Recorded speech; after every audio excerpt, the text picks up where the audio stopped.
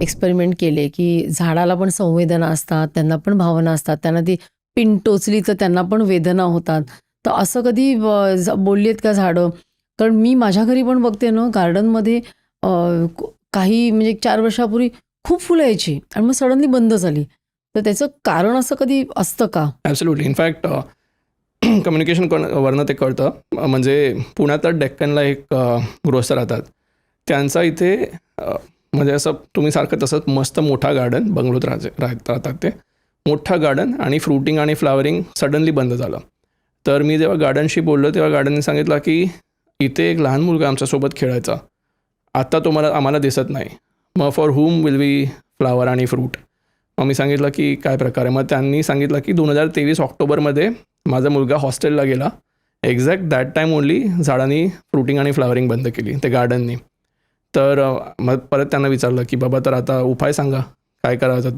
We want की तुम्ही blossom व्हावं. मग ते समोरून सांगतात. म्हणजे नेचरकडे जेव्हा एखादा प्रॉब्लेम असेल पण त्यांच्याकडे त्याचं सोल्युशन द्यायची पण एवढीच शक्ती आणि सामर्थ्य आहेत.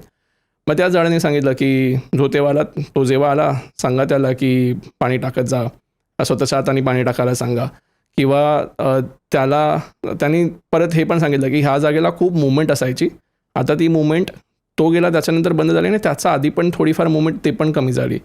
मग तेव्हा ते गृहस्थाने सांगितलं की आजी आजोबा खालचं फ्लोअरवर राहायचे आणि ते तिकडे स्ट्रे डॉग्सला खूप फीड करायचं आहे. मग ते परत सुरू करावं. मग त्यांनी ते सुरू केलं. स्ट्रे डॉगला फीड करायला सुरुवात केली आणि तो जेव्हा तो मुलगा यायचं आणि तो तिथे येऊन पाणी वगैरे टाकायचं आणि cut to that 3-4 months later almost 1.5 वर्षापासून तिथे फ्रुटिंग आणि फ्लावरिंग बंद झालं होतं. ते परत सुरू व्हायला लागलं.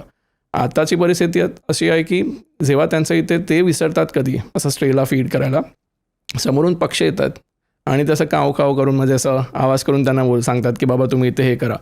मग अशी इकोसिस्टम सेट झाली त्यांच्यासोबत. मग असं कधी झालंय का की 2 पक्षी, 2 प्राणी किंवा प्राणी आणि पक्षी बोलतात त्यांचे आणि तो संवाद तुझ्या कानावर पडलाय? हो. म्हणजे मी जेव्हा एखादा वर्कशॉप घेत असतो, म्हणजे मी शिकवत नाही, पण मी जेव्हा एखादा ग्रुप ऑफ पेट्स आहेत ते जेव्हा एकमेकांसोबत येतात तेव्हा मी त्यांचा संवाद ऐकत असतो. आणि कधी कधी ते गॉसिप पण करतात. 2 कुत्रे गॉसिप. घरी काय चालू आहे. किंवा एक समजा सेम वॉकर 2-3 डॉगला घेऊन जात असतो तेव्हा पण ते म्हणतात की आपण कोणासोबत आलो याचं काय आपल्यामध्ये लक्ष नाही. आणि त्यांना असं वाटतं की काय चालू आहे माझ्या आयुष्यात तसं. किंवा त्यांना बरेच काय म्हणजे पूर्वानुभास पण होत असतात. म्हणजे ते तसं पण संवाद एकमेकांना सांगतात की मी तुम्हाला एक एक्झाम्पल देतो. बँगलोरचं एक नॉर्मल कन्व्हर्सेशनसाठी कम्युनिकेशनसाठी कोणी मला रीच केलं. म्हणजे कसं असतं आपल्याला वाटतं की without purpose somebody is reaching you, but ह्या सगळ्या अनुभवाने मला असं वाटतं की पर्पजलेस काहीच नसतं नेचरमध्ये. तो मँगो म्हणून गोल्डन रिट्रीवर होता. त्याच्याशी मी संवाद साधायला सुरुवात केली. संवाद संपलं. त्याने सांगितलं माझं मेन तात्पर्य तुला माझ्यासाठी नाही, समोर जे राहतो ना त्याच्यासाठी मला तुला बोलवायचं होतं. मी सांगितलं समोर कोण राहतो. मग नंतर त्यांनी समोरच्या माणसमध्ये डॉगचं पूर्ण वर्णन केलं. सांगितलं माझी ब्रीड नाही वेगळी आहे. मग समोर मी विचारलं ती मुलीला की कोण आहे तो. म्हणजे तो जर्मन शेपर्ड आहे. आणि नंतर तो मँगो म्हणत होता की अजून पण एक दुसरा होता, आता तो तिथे नाही राहिला पण ती समाधी तिथेच आहे. मी सांगितलं काय म्हणतोयस. मग तिने सांगितलं हो दुसरा पण जर्मन शेपर्ड होता, तो तिथेच मेला आणि त्यांनी त्यांचं उत्तरक्रिया केली, म्हणजे तिथेच दाटलं आहे. त्याच्यानंतर त्या सेम डॉगनी मला सांगितलं की मला आहे ना हे तर ठीक आहे, तिची जे आई आहे समोरचं तिला हील करायचं आहे. कारण एवढं डिटेलमध्ये तो गेला. त्याने सांगितलं की हिचा हस्बंड फॉरेनर आहे. मग तिने सांगितलं म्हणजे मला सांगितलं कॅथलिक आहे पण बाहेरच्या देशाचं आहे.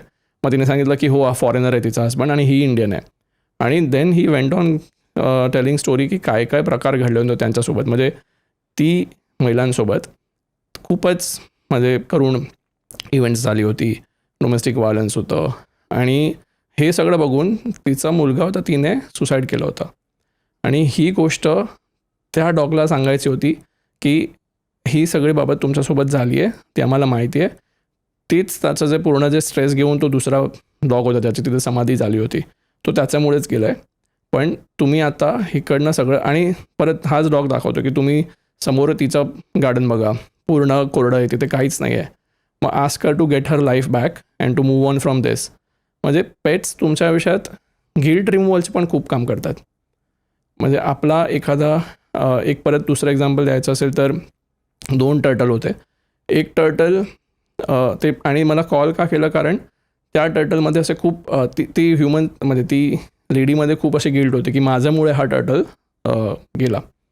मग मी सांगितलं असतं तुला का वाटतं? म्हणजे नाही मी खाऊ घालत होते तेव्हा माझं हे नेल तिला लागलं आणि गेला. तर मी जेव्हा टर्टल मी वॉज हे पास्ट अवे मी जेव्हा टर्टलशी संवाद साधला तर टर्टल म्हणतो की पहिली गोष्ट मी एकटा नव्हतो, माझ्यासोबत अजून पण एक होता. तिने सांगितलं हो 2 टर्टल असायचे, पाण्यात ठेवायचे. तर दुसरी गोष्ट त्यांना सांगा की तू म्हणते की तुझा नेल लागला आहे पण मला रक्तस्राव झाला होता का? मग तिला विचारलं, तिने सांगितलं नाही रक्तस्राव तर नाही झाला होता. मग तिला असं का वाटते की तिचा नेलमुळे झाला? मी तिच्यामुळे नाही गेलो आहे, खाण्यात काहीतरी आलं त्याच्यामुळे मला फूड पॉयझनिंग झालं आणि म्हणून मी गेले. आणि तिने सांगितलं की हो तिला खूप डायरिया वगैरे झालं पण आम्हाला वाटलं की ते ह्याच्यामुळे काहीतरी असं पॉयझन वगैरे केलं असेल. पण आता हा म्हणतो आहे की फूड पॉयझनिंग कारण दुसऱ्याला पण झालं होतं पण तो वाचला पण हा गेला.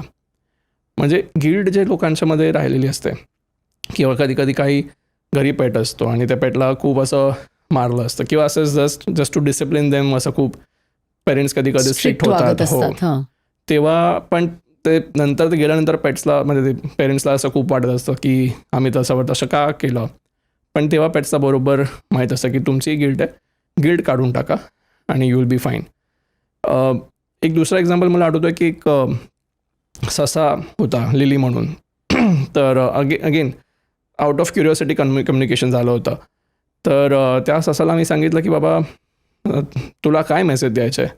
तर त्याने सांगितलं की ही बायला सांगा की गिल्ट काढून टाकावी, तुम्ही ते फेदरी बर्डला नाही मारलं आहे.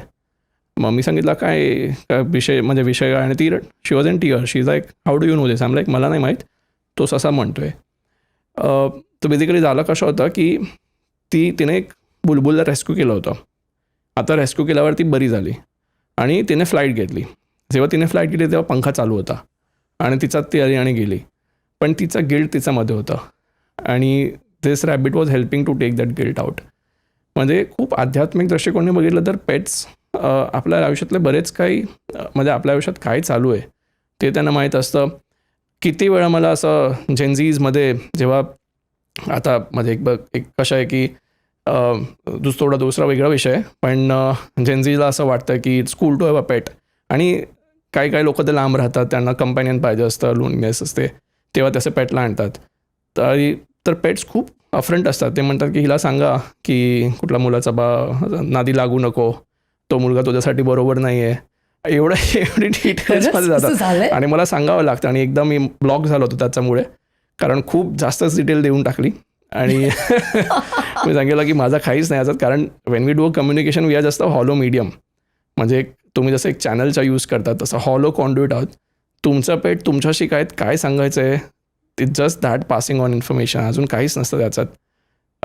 खूप इंटरेस्टिंग असतं कारण प्लॅन्स पण म्हणजे एकदा मी ब्लाबलावरनं मध्ये कारपूल करून मुंबई पुण्याला ड्राईव्ह करत होतो तेव्हा असंच मी बोललो एकांशी, मला असं प्लांटशी आणि यांच्याशी संवाद साधता येतं.